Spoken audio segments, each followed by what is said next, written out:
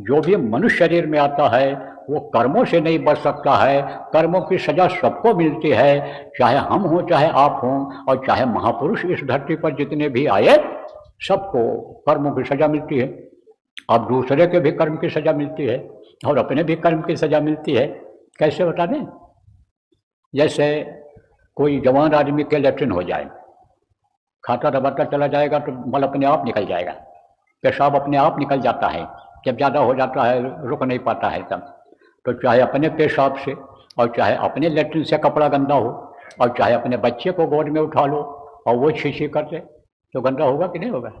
अरे बढ़िया suit boot पहने दफ्तर जाने के लिए टाई टोई लगाए और तब तक लड़का रो पड़ा और पुत्र का प्रेम, और फिर उठा लिया उसको गोदी में, चुप करने लग गए।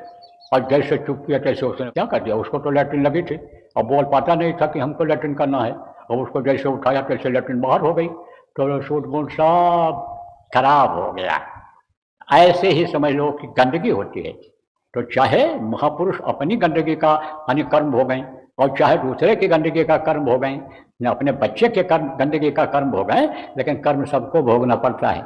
गुरु महाराज कर्मी नहीं थे, वो तो निष्कर्म थे, लेकिन गुरु महाराज को देखो बुढ़ापे में तकलीफ हुई, बीमारी हुई। ये लोगों को सोचना चाहिए, जवान लोगों को, कि भाई बुढ़ापे में जो होता है सबको तकलीफ होती है, और जिनके ऊपर ज़्यादा भार होता है, जिनकी जिम्मेदारी ज़्यादा होती है, उनको ज़्यादा तकलीफ होती है, उनके सबके कर्म आते हैं।